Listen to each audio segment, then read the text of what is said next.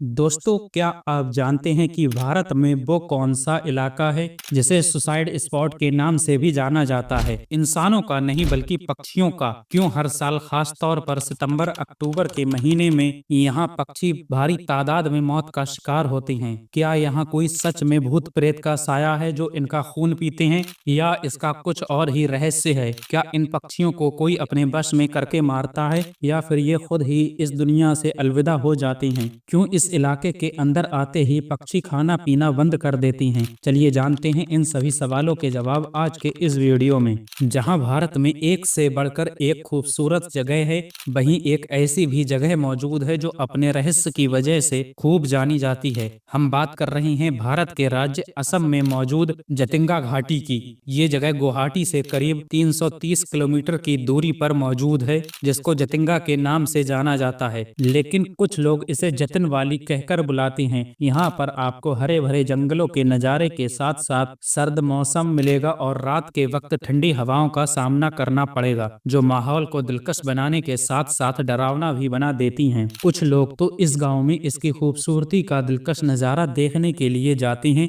वहीं कुछ लोग इस गांव के बारे में जानने के लिए, जिसका खुलासा आज तक नहीं हो पाया। यहाँ हर साल भारी मात्रा में पक्षी आते हैं और अपनी जान से हाथ धो बैठते हैं। इस बात से न सिर्फ गांव वाले परेशान हैं, बल्कि साइंटिस्ट भी आज तक इसकी वजह तक नहीं पहुंच पाए। आखिर क्यों हर साल ये इलाका पक्षियों के शमशान घाट में तब्दील हो जाता है? तो चलिए इस राज की सच्चाई के बारे में जानने से पहले थोड़ा इसके इतिहास पर नजर डालते हैं। इस कहानी की शुरुआत होती है साल 1905 से। उस समय यहाँ पर सिर्फ एक ही जंगली खूंखार शेर का खौफ रहता था, और वो जंगली शिकारी था। एक रोज गांव वालों की एक भैंस अचानक से गायब हो जाती है, जिसे ढूंढने के लिए वो सब लोग मिलकर जंगल की तरफ चल देते हैं। लेकिन लोग ये भी सोच रहे थे कि भैंस अब तक शेर का शिकार बन चुकी होगी, लेकिन फिर भी वो भैंस को तलाशने के लिए निकल जाते हैं। और जैसे ही जंगल में आगे बढ़ते हैं, उसी दौरान उन्हें कुछ ऐसा नजारा देखने को मिलता है जिसे देख उनकी आंखें फटी की फटी रह जाती हैं, क्योंकि रात के सुनसान वक्त में जंगल के बीचों बीच एक नहीं दो नहीं बल्कि बहुत ज्यादा तादाद में पक्षियों की लाश जमीन पर बिछी हुई है। लोगों ने जब इतने सारे पक्षियों को एक ही जगह एक ही साथ मरे देखा, तो उन्हें समझ में नहीं आया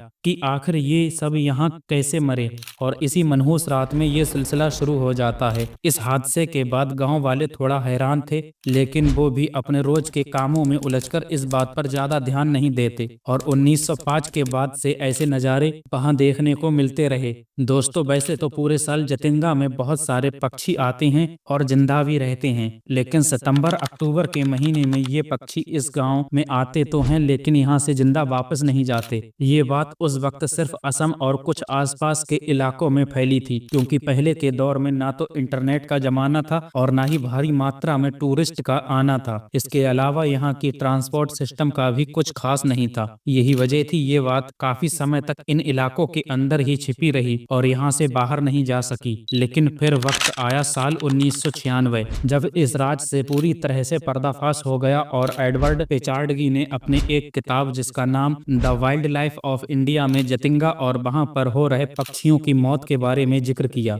और बताया कि जब वो कुछ डॉक्टर के साथ भारत में जगह जगह पर पक्षियों से जुड़ी रिसर्च कर रहे थे, तो उन्हें जतिंगा के बारे में पता चला और जतिंगा भी गए, और यहाँ पक्षियों की मौत के बारे में उन्हें पता चला। इन पक्षियों की मौत नॉर्मल पक्षियों की मौत से काफी हैरान करने वाली थी। जब लोगों को इस बात का पता चला तो दूर दूर से यहाँ पर लोग आने लगे, खासतौर से नॉर्थ ईस्ट इंडिया के टूरिस्ट, और गुवाहाटी शिलांग से ज्यादा लोग यहाँ आए। देखते ही देखते इस बात का खुलासा हर जगह हो गया। जतिंगा की इतनी ज्यादा पॉपुलैरिटी को देखते हुए सरकार ने भी इस बारे में रिसर्च करने के लिए साल 1997 में जूलॉजिकल सर्वे ऑफ इंडिया में एक शख्स सुधीर सेन गुप्ता को उनके 10 लोगों की टीम के साथ यहाँ भेजा। वो कई महीने तक जतिंगा में रहे और इन पक्षियों की मौत की वजह जानने की कोशिश करते रहे। धीरे धीरे आखिर इनकी रिसर्च पूरी होती गई और इन्हें पक्षियों की मौत और उनके साथ हादसे के बारे में मालूम भी चल गया। सुधीर सेन ने बताया कि ये कोई पहला हादसा नहीं है। इससे पहले भी मिजोरम, फिलीपींस और मलेशिया जैसे देशों में भी इस तरह के हादसे हो चुके हैं। वहां भी लाखों की तादाद में पक्षी मरते हैं, और जतिंगा के बारे में भी सुधीर सेन ने ने बताया, यहाँ सितंबर और अक्टूबर के बीच पक्षी शाम के वक्त 6 बजे से 9 बजे के बीच मरते हैं। जब पक्षियों की मौत होने वाली होती है तो ये अपने मरने से पहले ऐसे रिएक्ट कर रहे होते हैं जैसे किसी इंसान ने इन पर जादू टोना करके उन्हें अपने बस में कर लिया हो। ये सिर्फ सुधीर ने बर्ड्स की कंडीशन को डिस्क्राइब करने के लिए कहा था, क्योंकि ये पक्षी मौत से पहले अजीब सी हरकत करते हैं। साथ ही उन्होंने ये भी बताया कि जब पक्षियों की मौत हुई तो पक्षियों की जांच हुई तो वे भूखे थे, यानी उन्होंने 3 हफ्तों से कुछ भी नहीं खाया। ये बहुत ज्यादा हैरान करने वाली बात थी, क्योंकि जतिंगा जैसे जंगलों में बर्ड्स के खाने का भरपूर इंतजाम था। फल फूल हर एक चीज से ये अपना पेट भर सकते थे, लेकिन फिर भी इन्होंने कुछ नहीं खाया, जिसका साफ साफ ये मतलब निकलता है कि उन पक्षियों को किसी ने मारा नहीं, बल्कि जतिंगा में आकर पक्षियों ने पहले तो खाना बंद कर दिया और फिर इस दुनिया से चले गए। बर्ड्स के बारे में तो सुधीर सेन अब सब कुछ समझ चुके थे, लेकिन एक बात उनके मन में अब भी खटक रही थी कि आखिर ये पक्षी इन्हीं इलाकों में आकर क्यों मरते हैं। जब गांव वालों से इसका जवाब जानने की कोशिश की गई तो उनके पास कोई पुख्ता सबूत नहीं मिला, बल्कि गांव वालों का कहना था कि यहाँ किसी भूत या पिशाच का साया है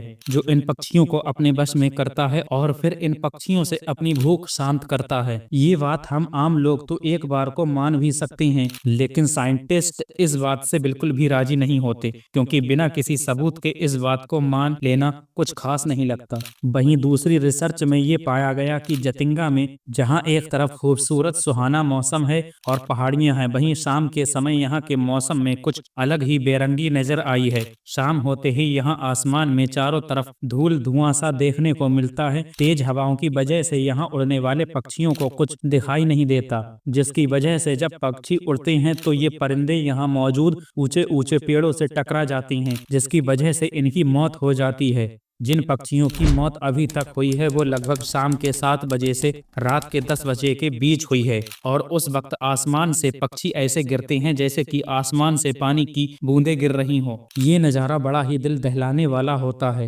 लेकिन सवाल उठता है कि आखिर जतिंगा में ही क्यों आने वाले पक्षियों की मौत हो जाती है। सारी रिसर्च के बाद यही पता चला कि यहाँ के मौसम की वजह से ही पक्षियों को मौत की नींद सोना पड़ता है। बताया गया है कि जतिंगा का फिजिकल मौसम दूसरे इलाकों से काफी अलग है। यहाँ पर इकट्ठा होने वाला बारिश का पानी और यहाँ इन्वायरमेंट की वजह से जतिंगा के मैग्नेटिक फील्ड पर काफी बड़ा असर देखने को मिला। यही वजह है यहाँ आने वाले पक्षी इस इन्वायरमेंट में अपने आप को एडजस्ट नहीं कर पाते और इसी वजह से वो खुद को मार देते हैं। ये बात काफी हद तक साइंटिस्ट ने प्रूफ करके दिखाई। इसके अलावा साइंटिस्ट ने दूसरा रीजन ये भी बताया कि तेज हवाओं की वजह से पक्षी मारे जाते हैं, क्योंकि जब ये यहाँ आते हैं तो तेज हवाओं के चुंगल में फंस जाते हैं और अपने आप पर काबू न रख पाने के कारण ये पक्षी पेड़ों से या किसी चीज से टकरा जाते हैं, जिसकी वजह से इनकी मौत हो जाती है। इन मरने वाले पक्षियों में आसपास के इस इलाके के पक्षी तो शामिल हैं, साथ ही दूर दराज के इलाके से भी यहाँ पर कई सारे पक्षी आते हैं। कुल मिलाकर देखा जाए तो यहाँ करीब 50 प्रजातियां मौत का शिकार होती हैं। रिसर्च से भी पता चलता है कि पक्षी खास तौर से गांव की उत्तरी दिशा से आते हैं और लगभग 150 मीटर लंबे और 200 मीटर चौड़े इलाके में खुदकुशी कर लेते हैं। दोस्तों, आपको क्या लगता है वीडियो में बताए गए कारण यहाँ होने वाले पक्षियों की मौत की वजह है या कोई प्रेत का साया है, या इन पक्षियों की मौत की कोई और वजह है? इस बात को कमेंट में बताएं।